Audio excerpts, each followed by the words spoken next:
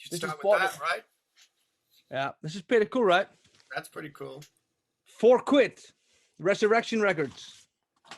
It's one of the best band photos. That and the one where they're. Where does Bathory image come from? Yeah. Well, I mean, look, they do look a little bit like Manowar, you have to admit. Yeah, I mean, Manowar, of course, then comes Bathory, but Yeah. This is kind of cool, right? It's very cool, I know. So, I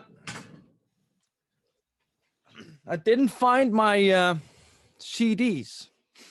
That's what I was looking for. I mean, I've just unboxed some CDs recently. They've been in storage for years, and I can't find half of them. I mean, and I didn't. Owen, what's that? It's an original Orgasmatron shirt from 1980, whatever. Did you get it, or did you get it when you were 12, or did you buy it secondhand? No, I got this when I was 13, actually.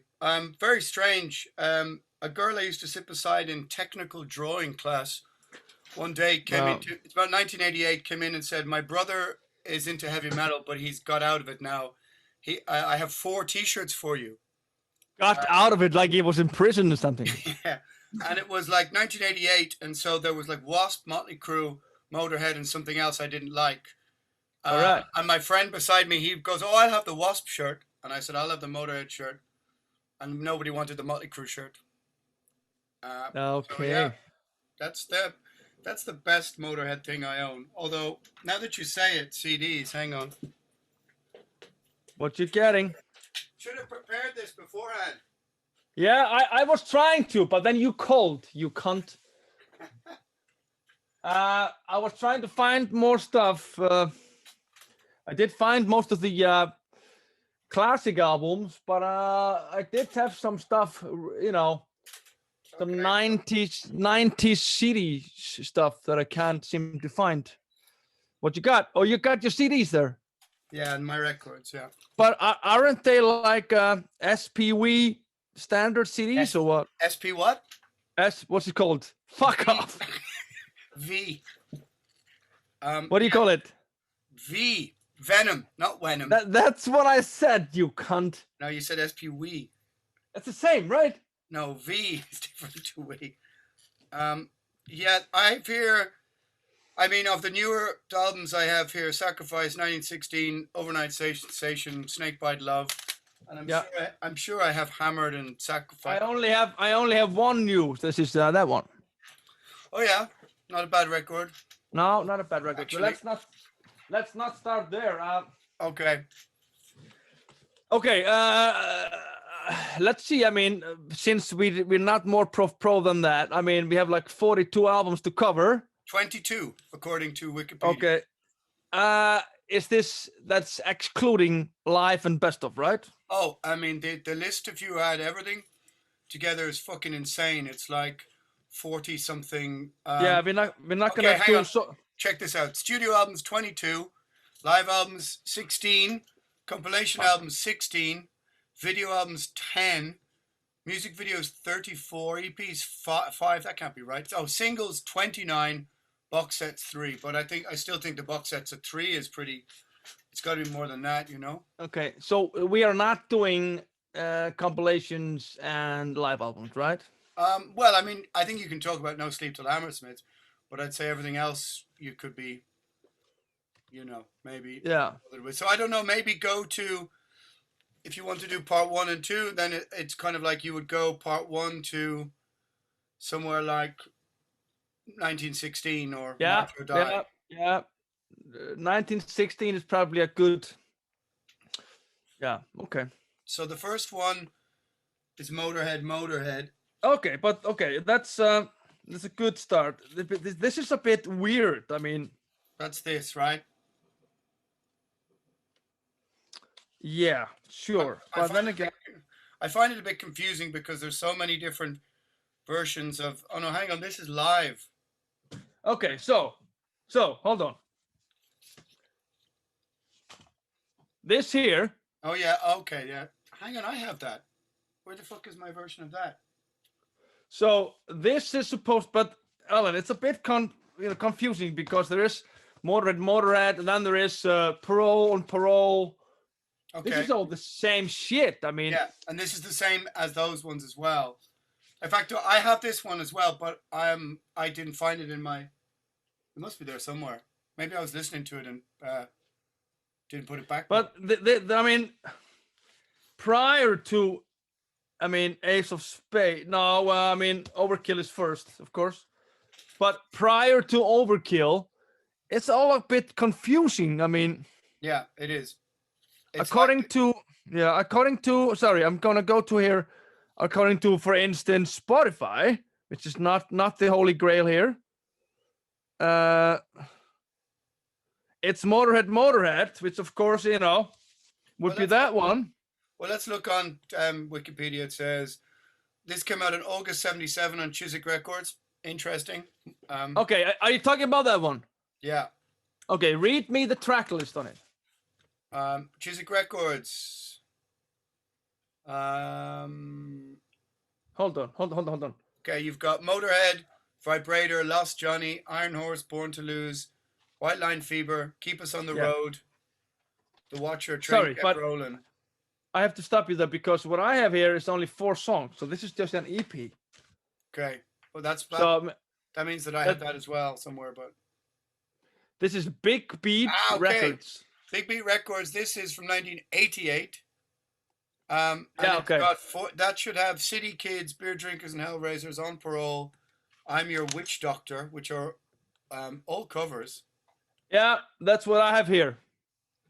Okay, so but that looks like you have, that is the bonus tracks from the original released by that record. So that must be a 12-inch that should come alongside the normal version. Okay, so On Parole is kind of the same album as Motörhead. Yeah, I think it is. Yeah, but this isn't it at all. This is What's Wordsworth, which is something else entirely different. Like I said, okay. Okay, well, so these here is exactly the same album, different covers. I think so. Yeah. Same track list. So read me. Just go over it. Track list on Motörhead. That's the same one as you've just. No, but this is called, of course, On Parole. But I'm just wondering, there's a slight difference in the track list, but it's almost the same album.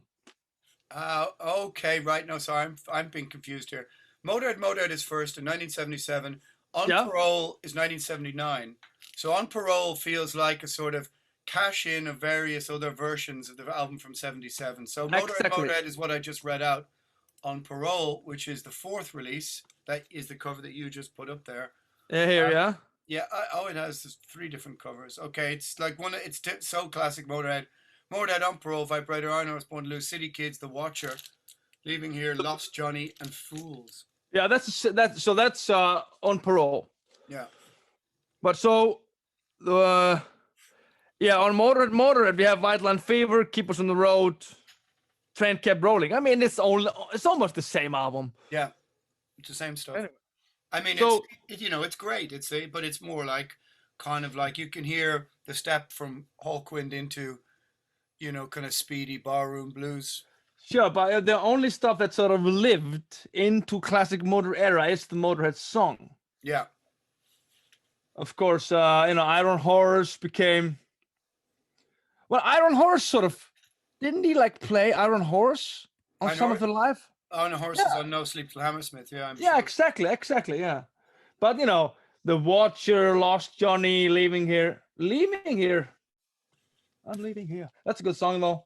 Well, I mean, the track Motorhead is from Hawkwind, of course. Yeah, of course. A little bit different version. So there are probably Motorhead fans now who are screaming at us about not knowing all this stuff. Yeah, but this is a bit confusing because it's not like if Overkill and Ace of Spades would have been the first album, it's more simple because there's sort of solid albums. There aren't this many different EPs that consists of Ace of Spades. It's just an album. I mean, I think what happened is that they recorded an awful lot of. They went into the studio to record like a single, came out with like 14 songs. They just hammered their way through, and I think that it feels like nobody really owned the rights to them, and then lots of labels bought them for Yeah. next to nothing, re-released them, changed the covers. I mean, you can find so many shitty compilations from the 80s of the same I songs mean, over and over again. it's almost like Motorhead is at the stage of being a demo band here, Yeah. because it's not even the classical lineup. I mean, this is as Lucas Fox on drums on some stuff, and Larry Wallace on guitar. So Yeah. it's almost like Motorhead demo era. Yeah, I think they're just, I mean, like I said, I think they went in a couple of times to record like maybe 2 singles and ended up with 14 or 15 or 16 songs. They just recorded their entire set. So, I mean, like I said, I don't know. I do have that one somewhere. What the fuck this is? I mean, this is, like I said, this is recorded live, 1978 in the Roundhouse. And that this is, Roundhouse is the same venue as, yeah, that's still in Camden, yeah. yeah. So this is the classic lineup who have done all the songs previously that they didn't play on it, it seemed. Yeah, okay. Yeah, I mean, look, it's great stuff, but it's nothing. It's nothing. I mean, it feels like the classic Motorhead that we know isn't really dialed into that tone and sound yet. No, exactly. And let's just say, if Motorhead would have quit after On Parole, Yeah.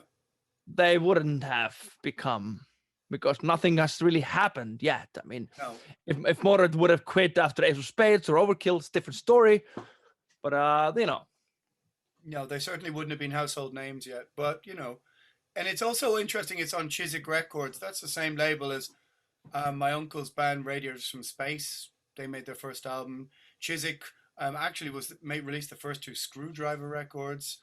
They were like a sort of staple London punk sort of record. It's an unusual choice, maybe for Motorhead. I'm not sure, but I would imagine Lemmy was one of the dudes just hanging around the bar in 1977, dealing them all speed, who just gotta, Yeah.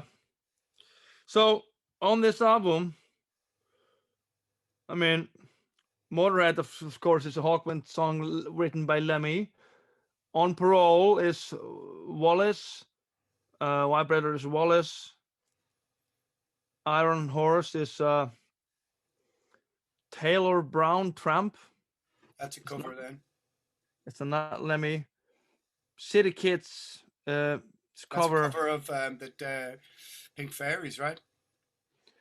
So only songs here are the Lemmy is writing is Motorhead and The Watcher, and Lost Johnny. 3 songs he's writing here. So I think it's fair to say this isn't Motorhead yet. No, you're right. So all the guys who are with their voodoo dolls, they can just shove it, right? Voodoo dolls of who? You or me? Both of us, because we're not having our shit accurate here. Yeah, well, I mean, I'm not even prepared. But who do you think has the most voodoo dolls made of them, me or you? It has to be me, right? You are 10 times more of a cunt than I am. So you win that by miles. Yeah, but it depends about the people if they know they're voodoo or not, I suppose. Sure. So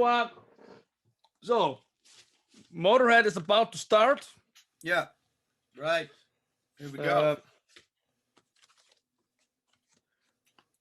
So we go straight into Overkill. Yeah, I mean, it's fucking outrageous, really, when you think about it, that they went from this sort of decent blues rock band to, I mean, yeah, all right. To So is this? I'm looking. I have this. Let me see your underwear. You have? Is it a color vinyl? My underwear is blank. No, it's Bronze Records. So what year is your one? Originally, it was released by Bronze, so this is the original one. This is from 1986 Legacy Records. Wow. Okay. So what's on your? Yeah. Okay. This is the original one on Bronze. But I thought, didn't Lars Ulrich talk about on the original version of Overkill, there was a photo of Lars puked all over Lemmy or something? No, I think that's too. It's too early for them to have. I think he only met them in 1981, right, for the Iron Fist tour. Oh yeah, so that's later. So yeah, it's later. This is according to Wikipedia, March 1979.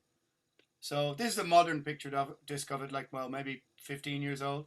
But it's quite Okay. incredible to see how within that short space of time, I mean, you go to of course, the iconic double pedal intro of Overkill, but already you can see, I mean, their image is perfectly honed. You've got the bullet belts and the black shirts, and they all look fucking cool already. Whereas you take a band like Priest, who, first couple albums they're wearing like sashaying around, wearing Yeah, like exactly. silk and stuff. But there isn't this one thing, incredible things about Motorhead. There isn't one period where they ever weren't cool. Like they never looked ridiculous. They never looked like, um, you know, So when did my favorite here, my favorite cat, Fast Addi joined? He must have joined in '79 then, I think he because joined in 78, early 78. '78, because he's not playing on any of the on parole stuff. But that's of course older, yeah. Yeah, but he is playing on this. He is playing on this, which is 1978.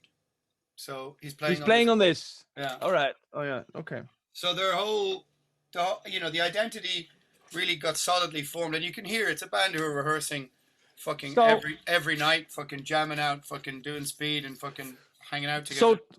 So tell me, since we're talking about the image thing, I mean, we all know about Rob Halford, of course, with the leather stuff and studs, but a bullet belt, that's not even Rob Halford. It's not even Black Sabbath. I mean, No, that's Lemmy pure, right? I don't know who would have worn one before. I mean, this is 79, and I mean, I don't see any of the Sex Pistols wearing them more. No. It became a GBH discharge thing afterwards, but I mean, no, I So don't. so the punks and the cross punks, they were not using. Well, this is '79 for Yeah, crying so out. there's no crust punk yet, really. No. First discharge EP, I think, is 80, end of 80. I mean, and But yeah, this is like the only band that really, I suppose, you could say brought punks, metalheads, bar boogie guys, status quo fans even to the table. Like it's the first record that just sort of you could see everybody going, yeah, all right, we can agree on this one, Yeah. I mean, exactly. even though still, no class and stuff. I mean, this is just ZZ Top Tush, right? Okay, let's go over this. Let's This is so many good songs here. Yeah, it's Let's outrageous. Let's go over the. I mean, Overkill. It's just. I mean, nobody played double pedal like this really before. Like this. Well. Let's go over that a little bit. Well, no, hang on. You've got Judas Priest in 1977 on Stained Class. No. Exciter. Let's go to Deep Purple Fireball. Okay. That's 72, 3. Yeah, I'm not saying nobody ever played double pedal. No, but this took a. So it's but it became a lot of guys hadn't heard it like that before. But then again, guys like Lars, of course, had heard Deep Purple before. Second mention of Lars, and we're only 10 minutes. Yeah, it's gonna be a lot of them. Okay, so I mean, but Overkill, killer song. Yeah, total. It's even like Lemmy said, it's such a weird song. It's it begins 3 times, right? Yeah. No one does that. No. And it's also got it's solidified his bass tone, which is harder and heavier. I mean, the production here is incredible. I mean, Stay Clean, the way the drum rolls into the start. Oh, if I could get that drum sound for Primordial or anything I was doing, I would be so happy. The lost art of the killer drum sound, Yeah, it's always funny. There's so many. Well, you can see they got proper mics here, so overheads and stuff. Stay Clean. Yeah, killer. Awesome song. I love that song. Yeah. What do you think he's singing about? I think he's singing about being polite to your, when you're on a date, not swearing. You think so? No, I don't think so. I mean, but Stay Clean. I mean, he didn't really preach staying clean or sober. He never did that. Yeah, well, he did to other people when he kind of said, "Hey, look, don't take cocaine, take speed," and sure, maybe it's not for you. He did talk against heroin strongly. Yeah, that's true. Very much so. So maybe, Yeah. I mean, could it be an anti-heroin song? I'd have to remember the lyrics. Another I Won't Pay a Price, killer song. It's a Yeah. crazy good song. There's an awful lot of incredibly good and tasteful guitar work in this album, which is veering into sometimes a little bit, you know, a little bit spacey, proggy. I mean, look at Capricorn. It's just like this dreamy kind of strange song that you would kind of you wouldn't find on your average, just like straight ahead boogie rock. Yeah, I mean, mention that, but Capricorn sort of did sort of have a continuity life into programs in the future, right? Yeah. But I'll Be Your Sister didn't. I mean, No. I Pay a think Price. The Pay a Price did not. I'll Be Your Sister did not. no. Capricorn did. Yeah. No Class. Yeah, of course. I mean, No It Class did. is touched by ZZ Top. Just CC Top. Yeah. Damage Case, which Lars later would cover with Metallica. very good. It's pretty good. Also, Too Late, which I think is a B-side from Overkill. Too Late isn't on. No, it's a B. It's a B-side. Oh yeah. From a single. True enough. From Overkill, I think. Yeah. Okay. Which Lars, of course, would cover with Metallica. Yeah. Metropolis. This is a classic. This is a great song. Yeah, Metropolis. Did you? Oh yeah. Let me say that he wrote this. He was watching the movie Metropolis. Yeah, I mean, it even sounds like it should be. It fits with the movie. I have to tell you this. This was I saw this commentary section from some Motorhead DVD, and he's telling Phil Campbell this story. Said I was watching Metropolis movie, and I wrote the lyrics in 5 minutes. It's just a bunch of nonsense. Then Phil Campbell said, "I'm glad you didn't watch Caddyshack." Yeah, it's a good comment. So Limp from Limp is a good song, but it didn't live. So I mean, you know, four songs that really lived here. But it's a classic. I mean, it's not my favorite artwork, even though it's super iconic. You know, it's It's just a fucking brilliant artwork. Yeah, no, it is great, but it's not my favorite Patano art. What is? Well, we'll get to that. We'll get to that later. Yeah, but no, Okay. I mean, it's just. I mean, look, if this is really the first album, which it realistically is, I mean, it's a Stonewall classic, you know. Yeah, I mean, this technically is a Mach 2 version of Motorhead, or the first. This is like Appetite for Destruction style. I mean, this is amazing. I mean, and just look at, you know, the aesthetic, the artwork, everything. It's kind of just before your fucking Maidens or whatever, and it's just, it says, like, fist in the face, fucking, like, it's a brutal fucking statement. Well, that was his whole agenda, to be the dirtiest, heaviest rock and roll band in the universe, and he sort of succeeded that. Yeah, no, entirely. I mean, it's rock and roll in a. Well, we'll get to that. That's a future reference. But yeah, so then there is the thing about it is that lots of bands by then, they were touring and playing so often that they were making 2 albums a year. So well, like, they kind of did. Yeah, later in the year you get. So this is only Overkill is March 79. This is October 79. So literally, like, What sort of? I have a bronze record here. yeah. Well, then you have the original one, I guess. See, where is it? Oh yeah, Bronze Records. Yeah, actually, mine is GWR. Okay, there you go. But the cover is in such a good shape. It's very hard to. Well, it looks like original. Yeah, yours looks like original. Mine is 1986 GWR. Man, it feels like so many labels just bought their back catalog for nothing, and I'm sure the band saw fucking no money from any of these reissues. They were just bought and sold. Mine only says Bronze Records 1979. But the thing is, the cover is in such a great shape. It's hard to believe that it's so old. Mine is nicely creased. Again, another iconic cover.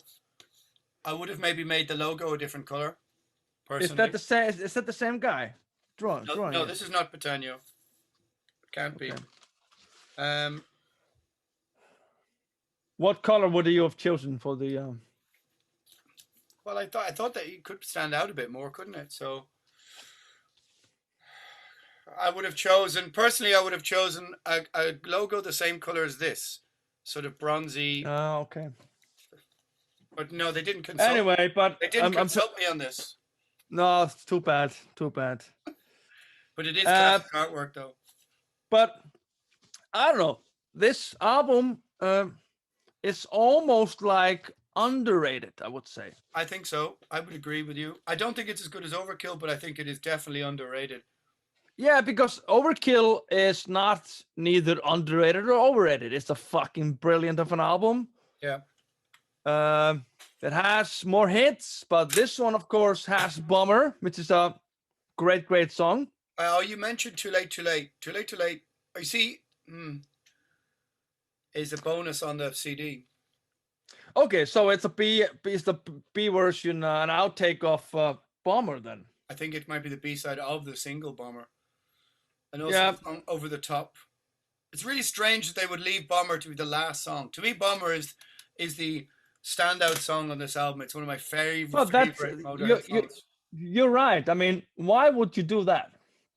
It's like why would you put Number of the Beast first on side 2? Number of the Beast, the song has to be to start. You don't start Invaders, which is one of the weakest songs on Number of the Beast. Why start your album with that? You have to start with Number of the Beast. It's annoyed me since the very first time I heard it. But this is not as egregious. But surely your album starts with Bomber. Has to, right? Okay, but so Dead Man Tells No Tales. Dead Man Tells No Tales. It's a great song. It is, but it's a really mellow kind of burn, like it's. Am I mixing it up? It like the album kind of starts slowly, you know. Lawman is great. Yeah, it's a great song. Sweet Revenge is okay. Yeah. Sharpshooter I love it. Yeah, it's killer. Poison is amazing. Yeah. Stone Dead Forever, killer. Oh yeah, it's All the Aces is good. Step Down and Talking Head maybe are the weakest songs here. But Bomber is then again a pure classic killer. Hang on. Can I just pause you for 1 second? Yeah.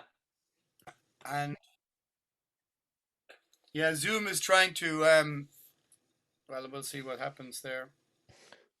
Anyway, Bomber. It's the Bomber. I mean, Bomber is Stone Dead Forever is amazing. All the Aces, classic.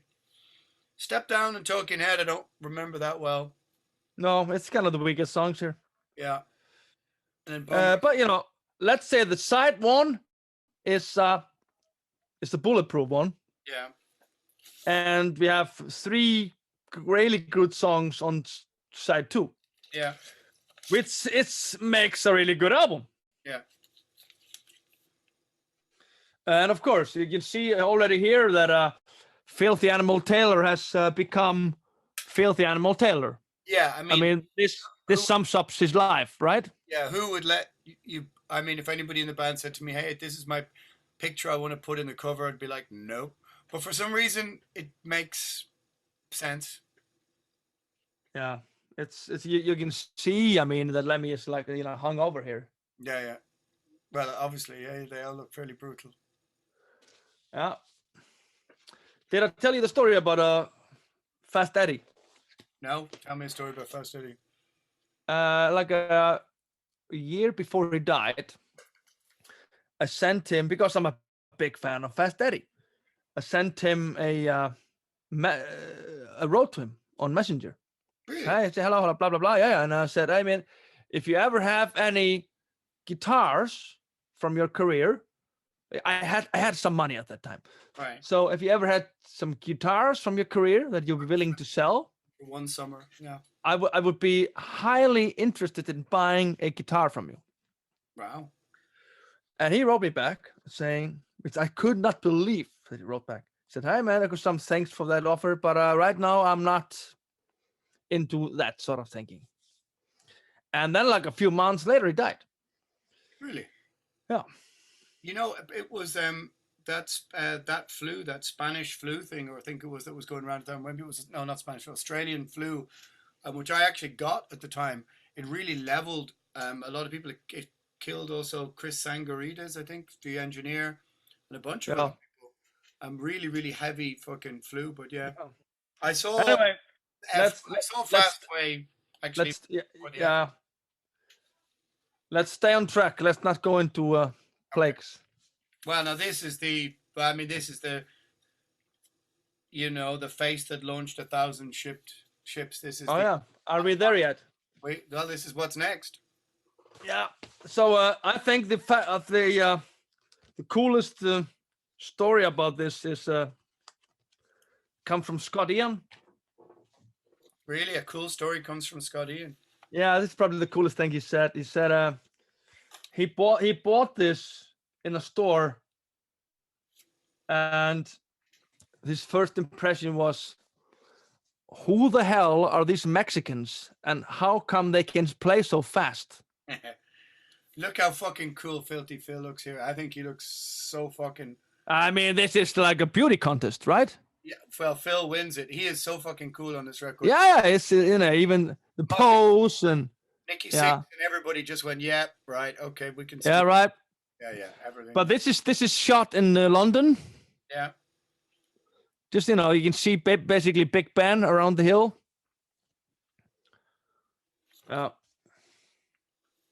What version do you got? Have you got there? Well, I've got a bronze. Bronze, really? Okay. Mine is 1980 bronze. Yeah, you have original one then.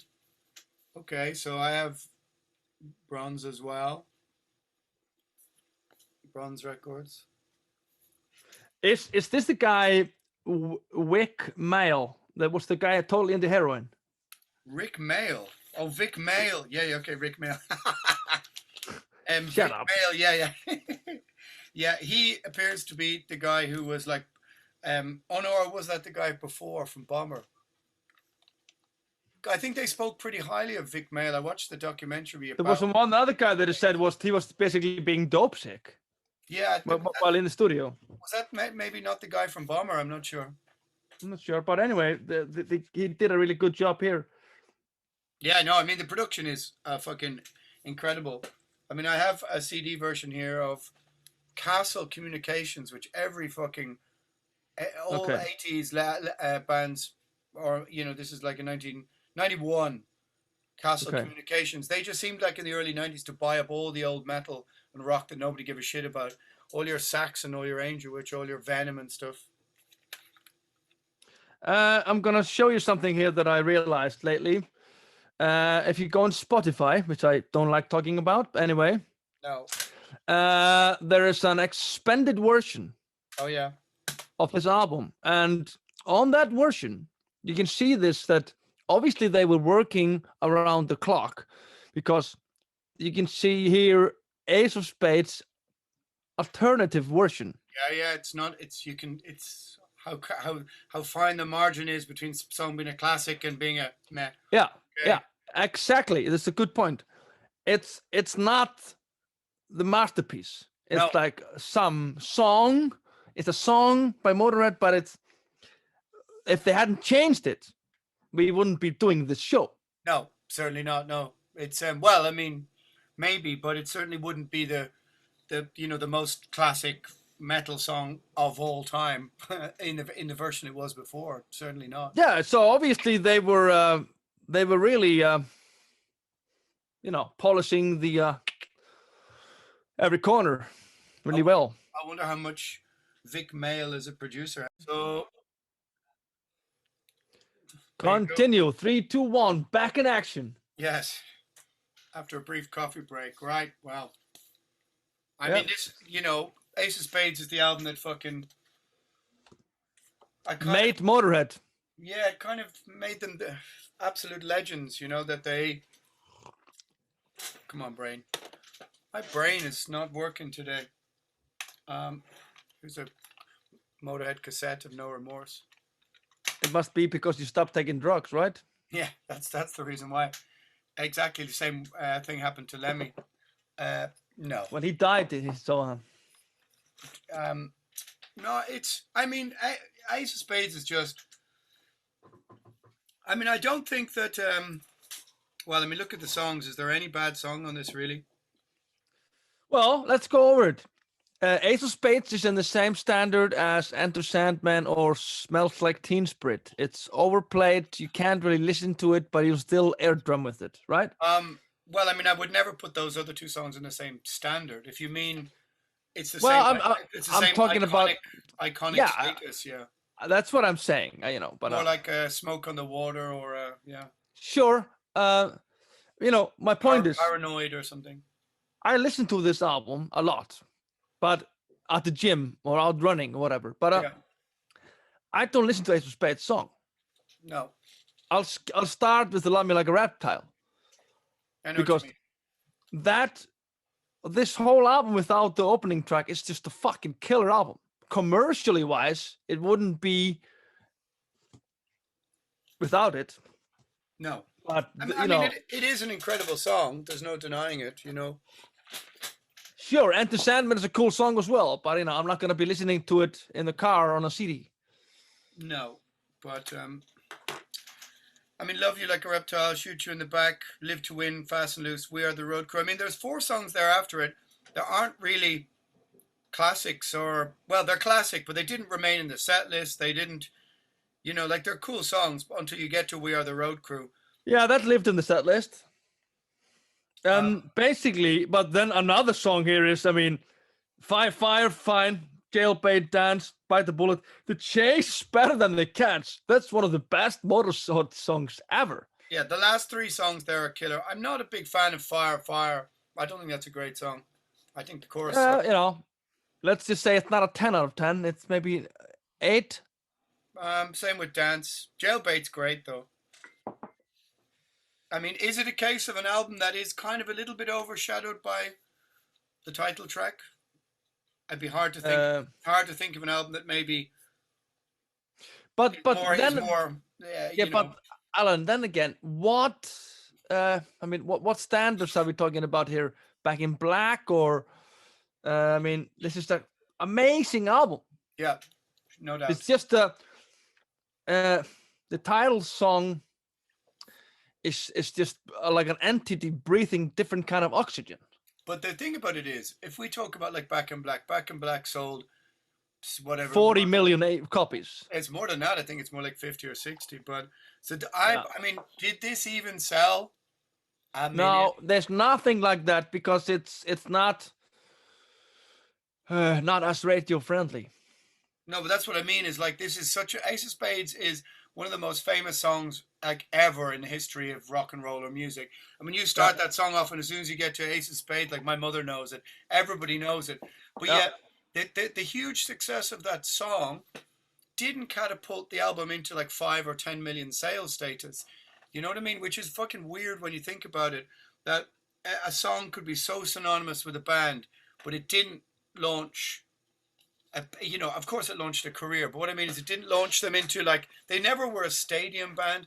They were never a band who were pulling 10,000 people per show. I mean, I would imagine this sold 1,200,000 million. Yeah, but when are you talking about? Are you talking about by 1980 or the 1990? No, I'm talking about forever. I'm just saying that. Yeah, forever. I mean, I'm just talking about Motörhead is a band who, like Ace of Spades, is one of the most famous songs ever. Okay. Made. Can you Google? Can you do Google work here? How much did Ace of Spades sell? Okay, that's a bit harder. Ace of Spades, according to Wikipedia, it did 100,000 in the UK, which is gold. It charted at 4 in the UK, 42 in Austria, 10 in Germany, 37 in Norway. And are you talking about in 1980 or? Yeah, 201 in the US Billboard Top 200. I think. So, I mean, I don't know how many it sold from like 1980 until, let's say, 2020. I mean, I would presume or would hope it sold over 1 million copies. I mean, the biggest selling Megadeth album is about 3.5 million. So, I mean, the fact that could Motorhead not have sold half as much as the biggest selling? Okay, but let's look at that. I mean, if we are comparing this to, for instance, AC/DC, I mean, Oh, it's no comparison. no, it's no comparison because they were more career driven. They were the brothers, took no bullshit. Well, They never. I don't think you could say they were more career driven. I don't think there was a band more career driven than Motorhead. They were relentless, but Well, they just never achieved that. They never achieved that but no, but they. big commercial success. But they were differently, I guess, differently career driven. Motorhead was on the road constantly, but they are sort of there was more bullshit allowed probably in Motorhead than, for instance, just this imagery, drug taking. Sorry. What is it? No, I'm just irritated at. Doesn't matter. Go on. I don't think that's right to say. I think it's a combination of circumstance, luck, many things. I mean, I don't see. I mean, it's the point remains. How strange is it that a song that is so fucking huge, didn't catapult the band into selling at least 2 or 3 million copies? I mean, look at a band like Rush. Rush were selling way more records, or strange. It is strange indeed. I mean, even let me say he gained most money on his career by selling 2 songs to Ozzy, and around 10 years later, I mean 10 years after this album comes out, Yeah, it's when Metallica doing when Lars is doing the Black Album with Metallica, and Guns are doing Use Your Illusion. They invite Motorhead to come to play with them, and he felt it was like almost like charity to bring the old geezer on with them. it's hard to find. It's hard to find exact sales on the internet, like just off the cuff. But well, there's a 2 CD edition. Blah blah blah. The 2 CD edition, probably the one that I was talking about before with the alternative versions, is a recent one. Release history. It doesn't tell you. I mean, it says it was certified gold in the UK, which is 100,000, but there's no certification for the USA. Okay. Where gold, I imagine, was 500,000. It's hard to say. I mean, I would have imagined it should have done the guts of 1 million copies. So I'll turn that off. It's annoying just trying to talk and look at the Wikipedia. But it is, like I said, I mean, I'm not going to say the same thing 5 times. I mean, I don't think it's a bit odd that this song became so famous and it didn't catapult the band into. But then again, I mean, I suppose in those terms, and if you're looking at it from the mainstream, like just say from the mainstream at Motorhead, this is the song they're famous for. It's almost like they're a one-hit wonder. To pop music, I was thinking exactly the same. They are, to a certain point, to a certain group of folks, a one-hit wonder band. Yeah, a one-song wonder. Let's even say one-song wonder band. Yeah.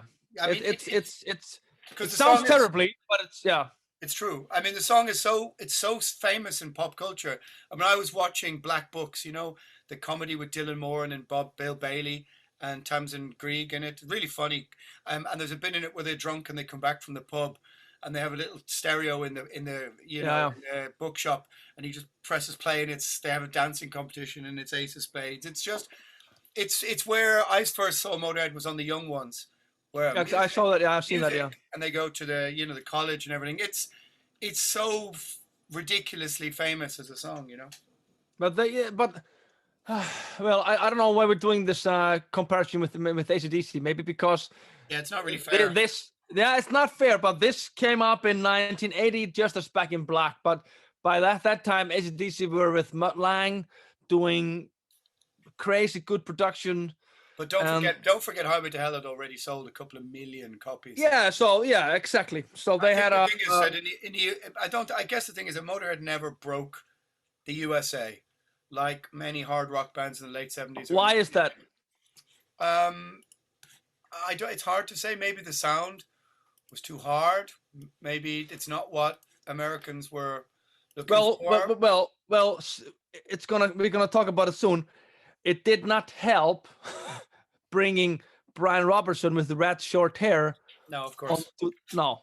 Of course, but that's not for a couple of years yet. I mean, everything is you've got like a classic album or classic lineup of 4 or 5 albums here, and there's no reason why. But maybe it's just the fact that they were just too fucking. It's too hard. It's too fast. It's too dirty.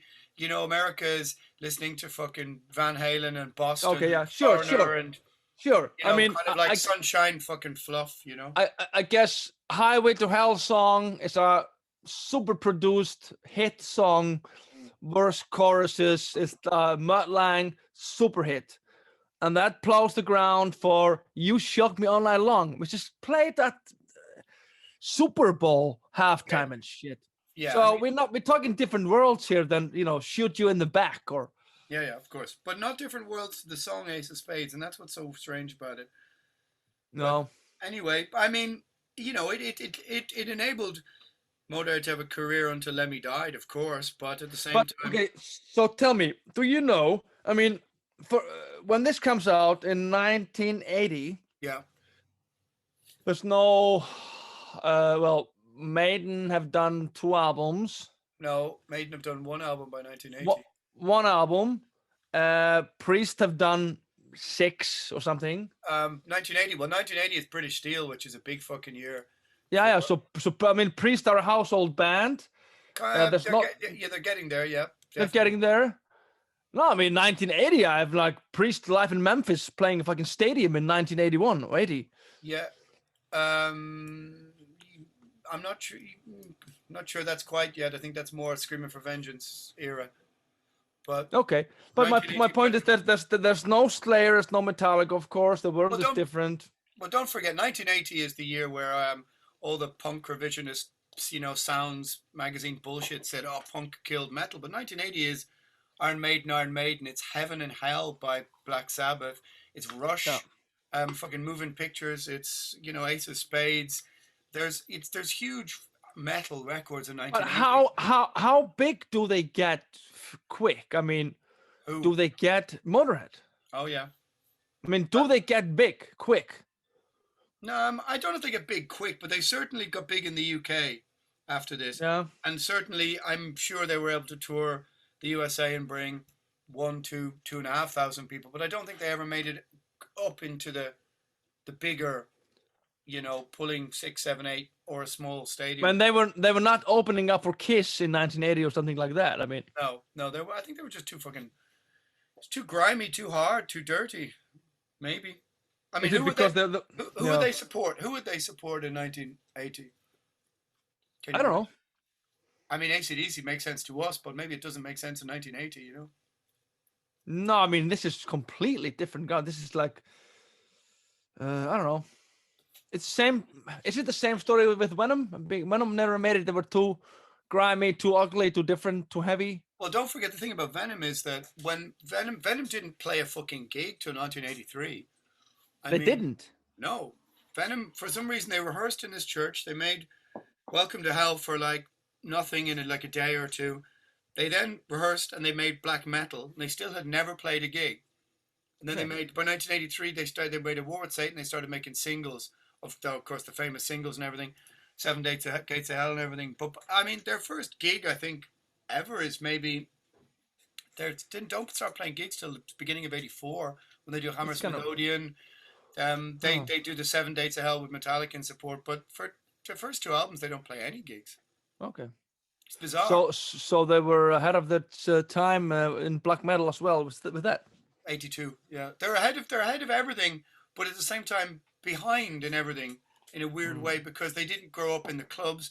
They weren't playing like to small places. Like look at Iron Maiden, in the story with them in the Green Goddess thing, the little van they had, and they're playing everywhere they can possibly play. I mean, we played in Bournemouth with Dread Sovereign. I met 2 old guys, and they were like, "Oh yeah, we saw Maiden, just for the Soundhouse tapes in like '80, like the end of Yeah. '79, early '80." So, I mean, Venom weren't doing the road work that Motorhead were doing tons of road work back then. I mean, that Motorhead was really touring. I mean, I can imagine Lemmy being a very popular figure, sort of cool cat to hang with. He was obviously had a household name coming from Hawkwind, Yeah. and I Well, mean, that's a good. being in this band, looking like that in a Yeah. fucking club in London in 1980. I mean, Yeah. Do we know when they went to America first, or? No, I don't know actually, to be honest. I mean, I presume No. they would have been on their way to America first time. I mean, let me put in Motorhead first US tour.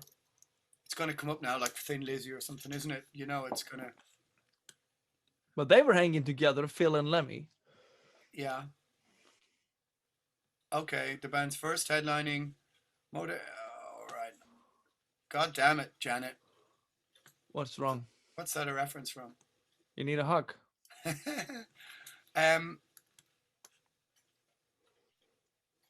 let's just put me back to the same pages. Yeah, so the first Top of the Pops was on Overkill. Overkill was on Top of the Pops. Wow, interesting. When is all that girl school thing? That's later, right? Yeah, Is it's it after about? that. Yeah, yeah. Ace of Because they, Spades. The single Ace of Spades reached number 15 in the UK, and the album went to number 4. Motörhead appeared on Top of the Pops. UK tour support from Girls' School in Vardis. Wow.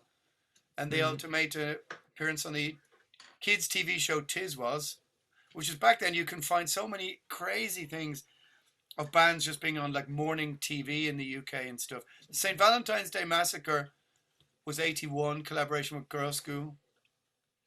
so yeah.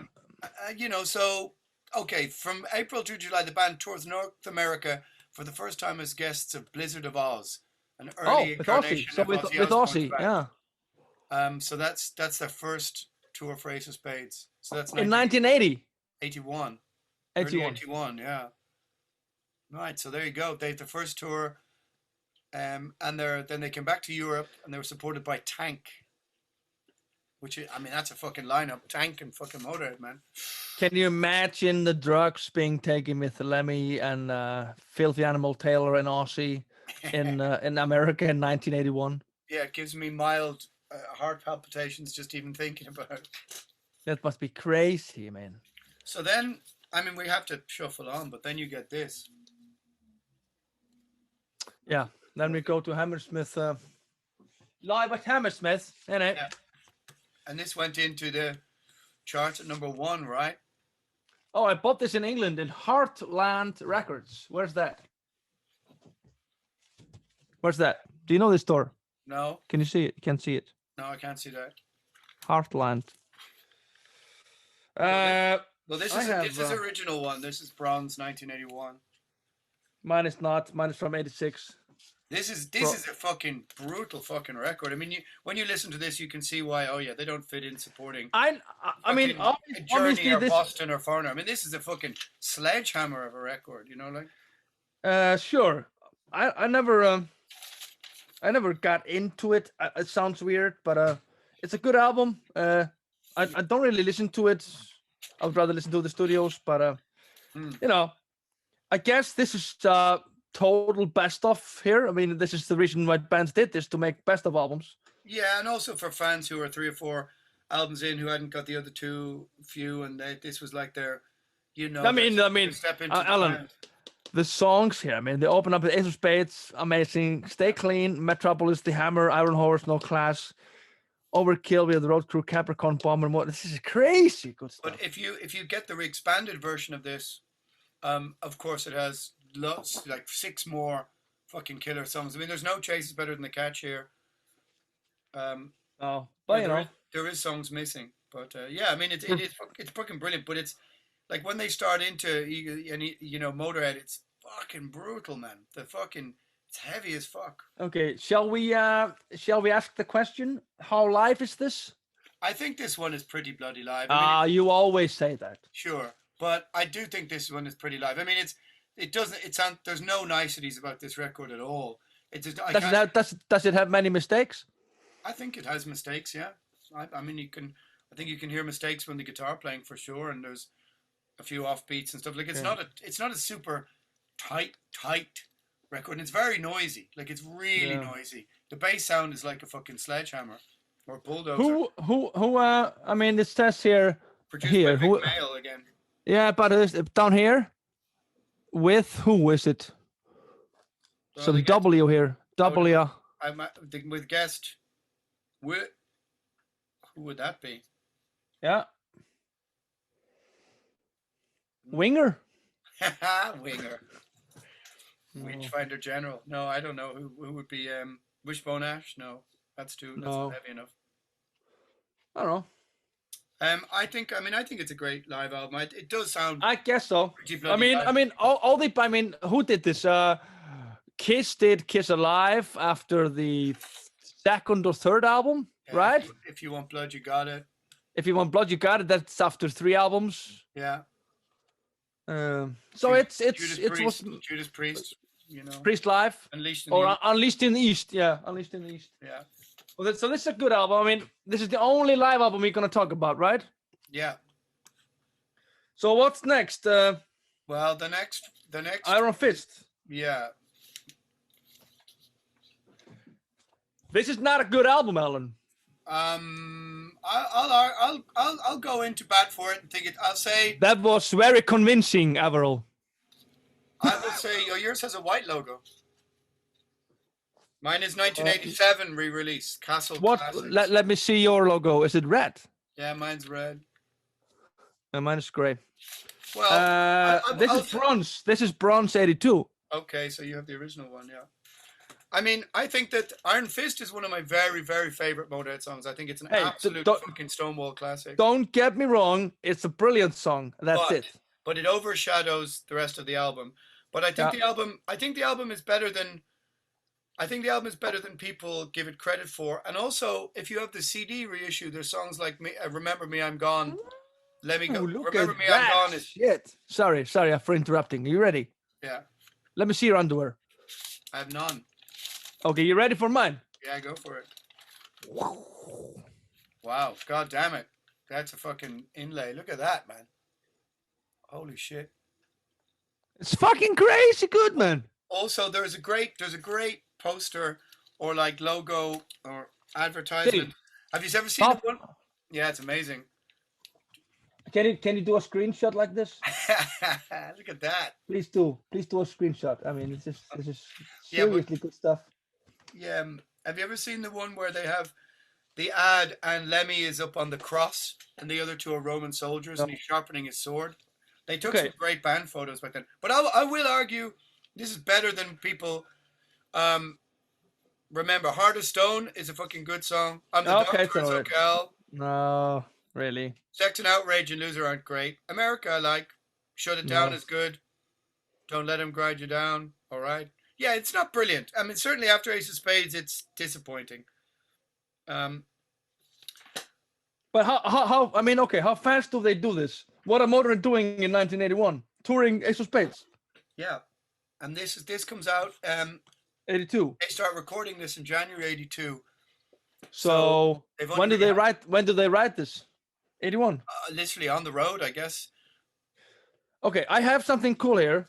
I have tour dates from. Well, what do you got there? Oh yeah, Simon. See, I have tour dates.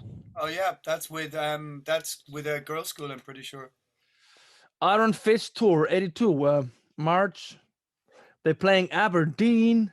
Yeah, of course. They're playing Glasgow, Edinburgh, Leeds, Deeside. What the fuck is Deeside? It's a town in England. Where? Teesside is in. Deeside, like Dee Snider. Deeside. Let me see it.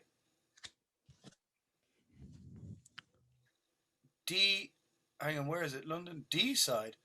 After Leeds. I presume that's supposed to be Teesside, which is D-side. I don't know. It says D-side, like D-side. Anyway, they do 3 gigs in Newcastle and City Hall, and they do 4 gigs in Hammersmith Odeon. Also, the cover is fucking crap. You know, I mean, why can't the cover be the band photo that you've got there? I mean, the single looks cool. I mean, this here. This is total fucking battery, man. Yeah, of course. I mean, they even got the helmet. See. Why isn't this the cover instead of this stupid fucking... Okay, how much do you think that Lemmy was in an office with a graphic designer and scissors? Yeah, for sure. You can see it. You can see it, yeah. I mean, but then again, I mean, why isn't this the cover? I mean, this is just crazy cool. That would be super cool, yeah. Yeah, I mean, it's totally cool. Pretty handsome. Oh, he looks like a Cos from And I mean, Gospel Horde. it's such an answer. That image is such an answer to all the people who go, "Oh, Motorhead was never heavy metal." I mean, come on to fuck. That's just Can stupidly you heavy metal. can you do a screenshot again? Yeah. It won't work because I've all those other things open. That I mean, yeah. Let me hear. Motorhead were just rock and roll. I mean, Iron Fist is the album where they almost, they completely embraced heavy metal. Really. Do you think they're trying to reinvent themselves for Ace of Spades? Because this is kind of They're trying. very I mean, dark. it's hard to know. I mean, are they trying to reinvent themselves a bit for heavy metal? I don't know. I don't think so. I think it's hard to know. Where do you think this comes from? I mean, they're playing Mexicans one day, and they have like this iron helmets with Conan the Barbarian, or I think they're really thinking about image. They've really sat down, and I presume the Ace of Spades is being influenced by Sergio Leone and all the spaghetti westerns. yeah. This I'm not sure of. I presume there's got to be some sort of medieval imagery or war kind of stuff going on. But he was very thankful. He's a thinking man, Lemmy, Yeah. with the whole history think of outfits and imagery. Yeah. Okay, right. So I mean, so I don't think Iron Fist is terrible. I think it's a 7 out of 10 record. Like it's bloody good. I don't think it's terrible. I think if you get the expanded CD and you put "Remember Me, I'm Gone" and a few others in there, I think it's not bad. I have if this was a pop-up video, I'm gonna come here with an interesting fact for the audience. Okay. Me and a guy called Alan Averill used to sing this with a Finnish band called Korpiklani. Oh yeah. Basically, you singing with Korpiklani. Yeah. Me being a drunk backup singer. Yeah. That was cool. Yeah. It's like 10 years ago. Yeah. I've been playing it with my covers band as well. Yeah. We have some stuff coming on the screen in remaining meeting time. Fucking bullshit. 10 minutes. Fuck me. So maybe we'll just have to keep re-recording it till it throws us off. What's next? Well, I have another one here. Oh, this is later.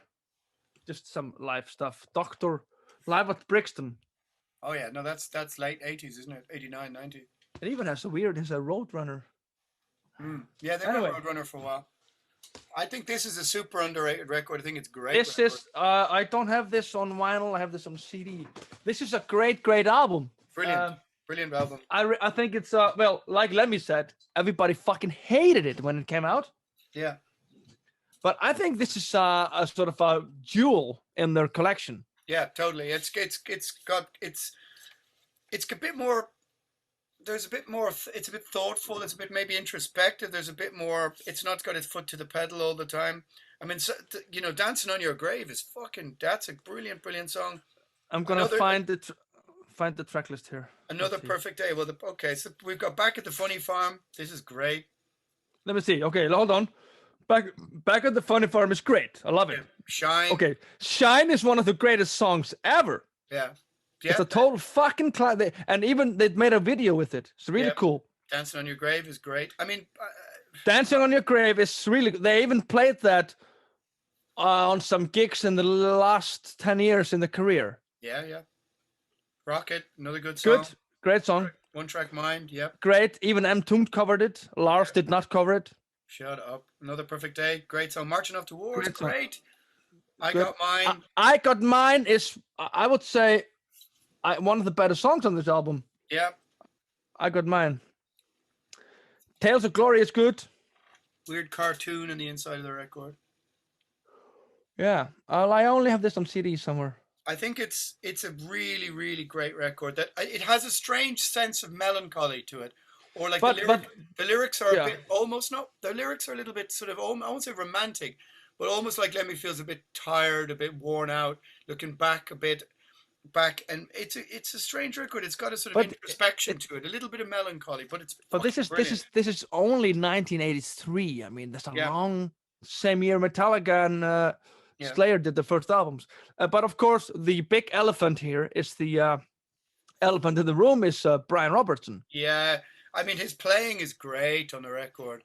His playing is great. I mean, don't forget, everybody fucking hated it. There's some chorus sounds, effects on the guitars. There's a little bit of new wave touch here. Maybe it's even just a bit too musical for what for the time. Yeah, but like too musical, or just a little bit of too much of a new wave guitar I don't think it's new wave. I think there's some tasteful bluesy kind of solos. I don't think it's yeah, new I know. wave. I'm talking about he has different sounds on the guitar. It's a very different sounding guitar than Fast Addi or Phil Campbell or he has a couple of different textures, that's for sure. Yeah, that's what I'm referring to. But the songwriting is really, really excellent. And also the vocals here.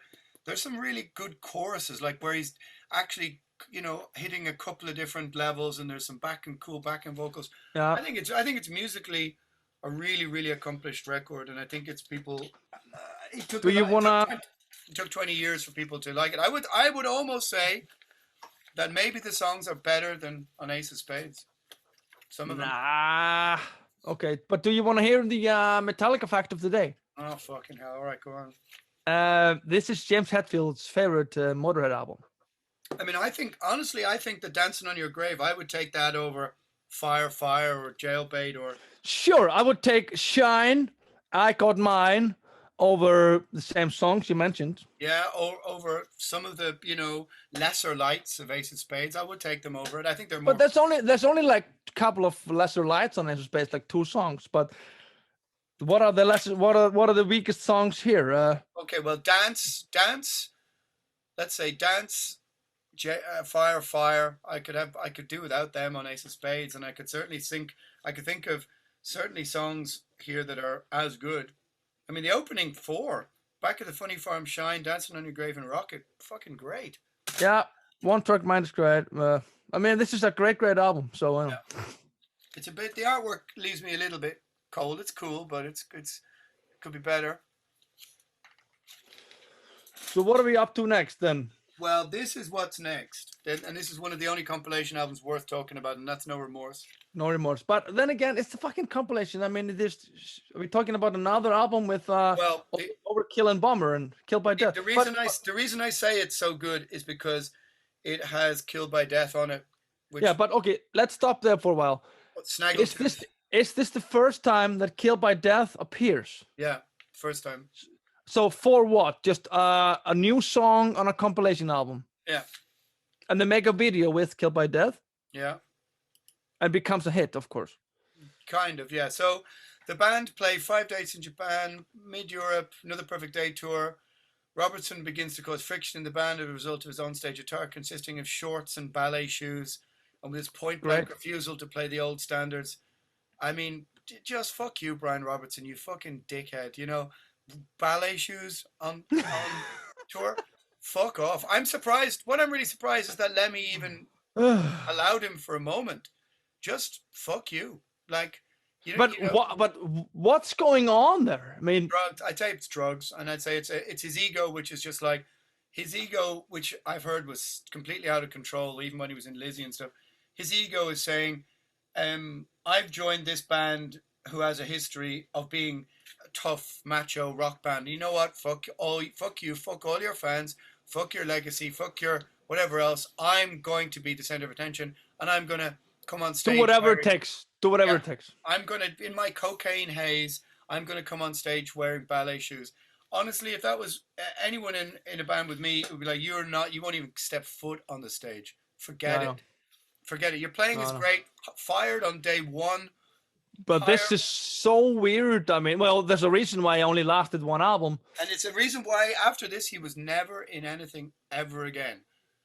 What the fuck did he ever do? I saw there was some documentary about something.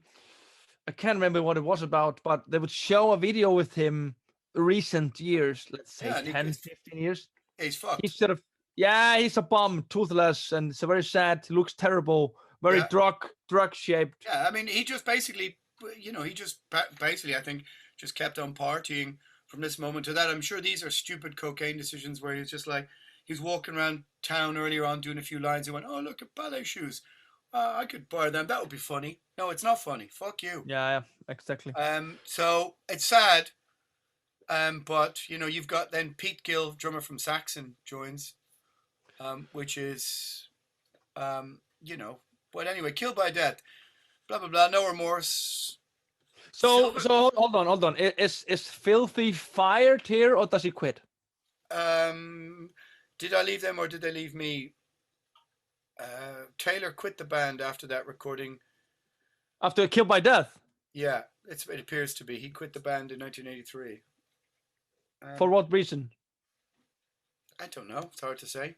I think it must have been that tour after Robertson. He was just like, "Fuck this, had enough." This is where they hired Wurzel and Phil Campbell.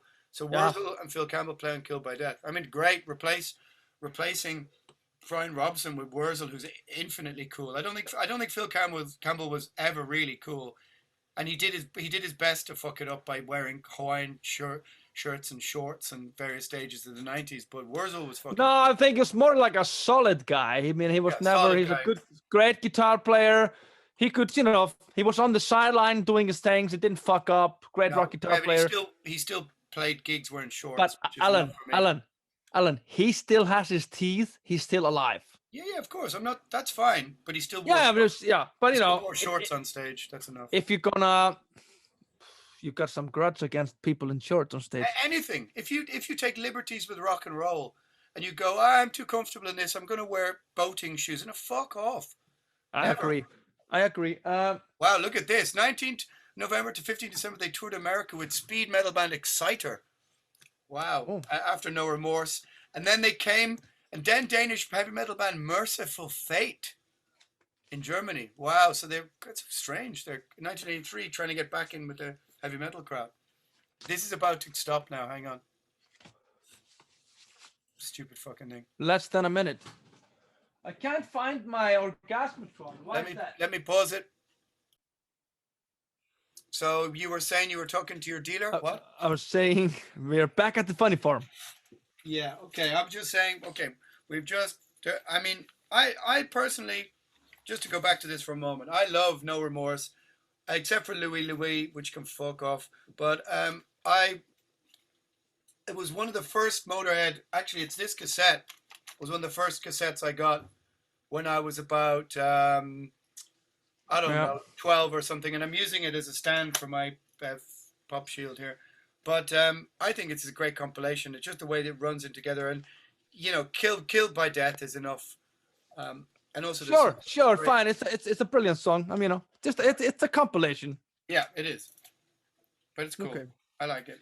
So we are at another interesting record. So let me just go to the so let me just go to the timeline here. But this is my favorite Motorhead artwork, by the way. This one. I think this is fucking amazing. So let's go. So April 1985, right? Okay, so this is weird, right? End of 85, the band are starting to expand across and tour a bit, but they're touring with Exciter, Merciful Fate. They appear on the Tube, which is an amazing appearance. Hammersmith Odeon on the end of 85 to do the birthday party video, which is great, where Philina pops up and doesn't know what he's playing. He's out of his fucking head. But, okay, so March 26th to 3rd of April, the band tour Easter Metal Blast. Lots of metal going on. And band's management start their own label, GWR. Okay. So this is, now we get to Orgasmatron. So this is released August 1985. This is a fucking weird record. I mean, the production... I mean, the production is weird. It's a really total different soundscape. But Alan, this is a completely different band. There's 3 new guys here. Yeah, Pete Gill from Saxon. Not a good drummer. He's okay. I mean, I love this footage of Motörhead playing somewhere in '84.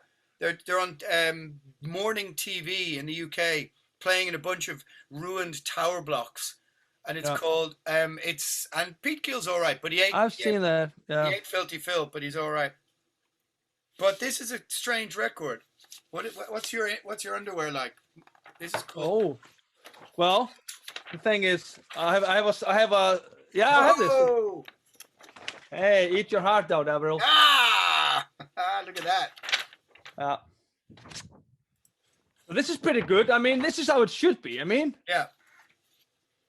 But the thing, I mean, don't get me wrong. I love this record. I love the claw. Mean Machine is fucking hey. Sorry. Oh, I have a. Sorry. This is really fucking cool. This Death Forever here artwork. Yeah. It's awesome, isn't it? Okay, I have a. The first time I saw you DJ ever was at the Roadburn, maybe 10 years ago, 8 years ago. And I think the first song you played in the DJ set was Mean Machine. Yeah. Built for Speed. Oh, yeah. Great song. I mean, okay, let's give it. Wurzel, he really looks the part here. Yeah. While Pete Gill doesn't. No, Pete Gill came from Persian Risk. I mean, well, this is 80. This is what 80, 86. All right, so you got a couple of years. 86 is now we're in the era of Motley Crue and Def Leppard and bigger hair, and everybody's got bigger hair except Lemmy. Wurzel looks like one of the Ramones. I think the funny thing was that they look pretty fucking cool here, though. They don't look uncool. Yeah. I think Mickey D said it the best. Mickey D was saying Pete Gill, not a good drummer. And he said Pete Gill, an okay drummer with no style. Yeah. Filthy Animal Taylor, not a good drummer with great style. Yeah. And Mickey D, great drummer with no style. I think he has a good style. I'm not a fan. I like the old Motörhead, which is more rough hi-hat work and tom work. Yeah, of course. Anyway, but this is a good album. The thing about this record that I find really strange is like when you hear Mean Machine, when it comes in with the bass drum and snare, it's like there's an echo, like they've recorded it in a huge room. Okay, sorry. Yeah, I'm confusing the song you would play with Built for Speed. This is a way better song. Built for Speed's a great song. But the point is the drum production on this album is so fucking weird. I think it's just a victim of the 80s big reverb. No, it's not. It's something entirely different. I understand the big reverb snares and this is not what this is.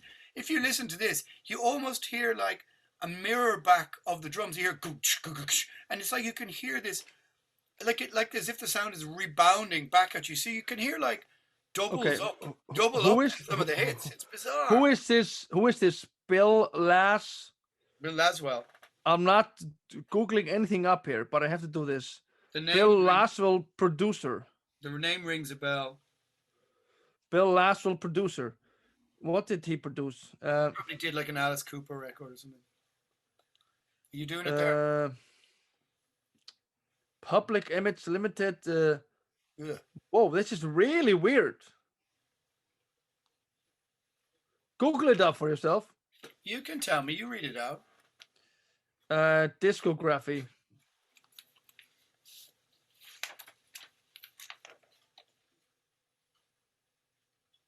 List of ambience career. This is really. Is there anything relevant that he did? I'm just seeing. Scorn, Ozzy Osbourne, Tori Amos. Nine Inch Nails. No, this is pre-86. It can't be Tori Amos. What did he? No, what he did later on. Okay, well, what did he do in the late 70s or the early 80s? Can't tell. Well, he became a member of the band Last Exit in 1986. All right. Okay. Laswell produced albums for Sly and Robbie, Mick Jagger, Public Image Limited, Ramones, Iggy Pop, and Yoko Ono. Iggy Pop, all right. Not too far from Alice Cooper. Yeah. Okay. Well, it's a weird. Don't get me wrong. I love this record, and I think it's got a great character. Yeah, but this era. It's not my favorite. No, I There's mean, good songs here, well, but Orgasmatron is great.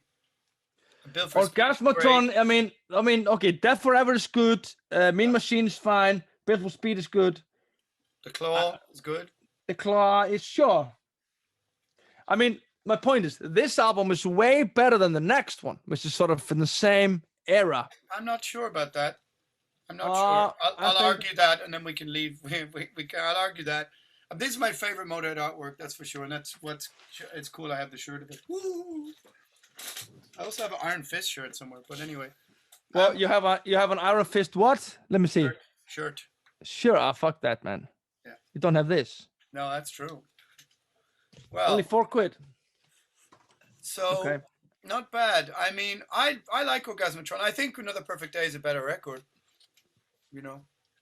That's a Perfect Day is way better than this. I mean, I would not say that this is a great record. It's a good record. So would you say then that Another Perfect Day is kind of like flicker the switch to Fly on the Wall? No, it's not that bad. Fly on the Wall is terrible. Flick of the Switch is good. Okay, I think I like this record, but I will say this about this record. This is the first record by Motorhead that I bought, like near to when it came out. Okay, then you're talking about emotional stuff. This is not a good album, Avril. This is not a good album. Well, I think it's better than you remember. I listened to it recently. Yeah, me too. I mean, I think side 1 is great. Rock and Roll is a great song. Eat the Rich is good. Blackheart is great. Stone Deaf in the USA I really like. Now, side 2, I'm not really into. Traitor, Dogs isn't great, and The Boogeyman isn't great, but All For You and The Wolf are pretty good. All For You is kind of a, you know, kind of a song that could have been on a Judas Priest Turbo or something. Well, the funniest thing is that Filthy Animal Taylor is back here. Yeah. Also, I think maybe this is the best artwork. Maybe this is. I look at the fucking cool detail at the bottom, all the little warriors and stuff. It's kind of cool. I mean, who okayed this picture? Phil Campbell just with dirt on his face. I mean, looking. This is ridiculous. Whereas Wurzel and Filthy Phil are looking cool. I think this record is better than people make out. Yeah, but I think well, let me see this. Ooh. So where is the Lars Ulrich puke picture? Oh, here it is. See, Lars is here. Is he? He's not puking on anyone, but it's a picture of Lars there. Yeah, the Sissel twins with the Lars oil rig. I don't know. I think this is a good record. I mean, the production is good, way better than Orgasmatron. It's here. Here's the Lars puking himself. Oh yeah. Welcome home, Filthy. Okay. I mean, and the weird bit by what's his name from Monty Python? Lars Ulrich. No, you fucking idiot. Oh Lord bless these gentlemen from Motörhead that they may buy one more pair of trousers in their life. What's his name? I don't know. Damon Stein.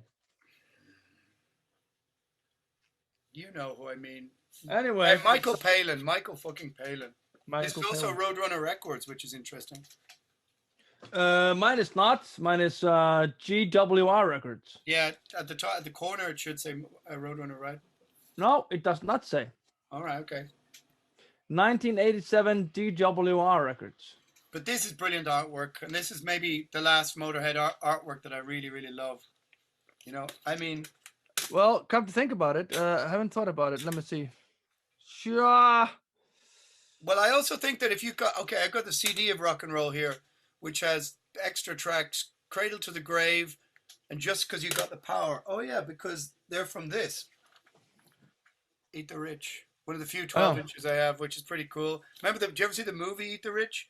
It's kind of young ones movie. It's not great, but yeah, Just Because You Got the Power and Cradle to the Grave. Good songs. Not seeing it. Anyway, so this is done.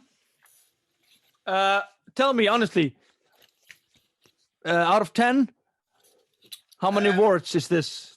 4 7. words out of 10. 7 7. words out of 10. I think this is. Yeah, I would give this an Iron Fist both. There's not really a Motorhead album I don't like. We don't. But to get lower than 7, we've got to go into the 90s, late 90s for me. Sure, we're not there yet, which No, we'll do in the second but half. I think this is a good 7 out of 10 record, same as Iron Fist. 7 out of 10, really now. 6.5. I wouldn't give it 6. It's better than 6. Okay. 6 and Next 6.5. up. 6.5 out of 10. 6.5. Okay, fine. Next album. It's well, we're not going to talk about Live at Brixton, which I have here. Okay, let's see. Blitzkrieg confirm. Where is it? Okay, so let me just read you something else. So 87, the movie Eat the Rich, Robbie Coltrane, Kathy Burke, comic strip. Who are they touring with for rock and roll? It doesn't really say. See, I have this here. This is the next album in the catalog. Someone had to paint it over it live at. Okay, Brixton. listen to this. So listen to this for rock and roll, they're touring with Zodiac, Mind Warp, and the Love Reaction, whereas 3 years previously they were touring with Merciful Fate. Yeah. Okay, so Eat the Rich, especially for the film. Okay, so then we get to that's the end of the 80s. So they continue with this record touring. And so there's 3. That's weird when you think about it. So that means that from Orgasmatron to the 90s, you've just got the one record, and that's What do you mean one record from Orgasm? The rock and roll. Rock and 87. That's the only record. Then we go into the 90s. Maybe we should leave it there and do the second part from 1990 on. Sure. So what do they do from 1987 till 90? I mean, just play live. Yeah, they just play live. But because it's the same lineup on rock and roll and on 1916. Yeah, so they keep it together. They also signed to Epic. And so I actually think this is where Lemmy goes to live in LA. Probably because this is the first time that 4 years, Alan, between studio albums. Yeah, that's never happened in the history of the band before that. No, I think that's when he moves to LA, and I think all that kind of stuff, It's got to be that. So when he gets his new teeth and lives in Hollywood. New teeth and lives in Hollywood, yeah. Yeah. And they signed to Epic, which is a big record. Okay, so we'll do the next episode. We'll continue on First World War. All right. Okay, let's press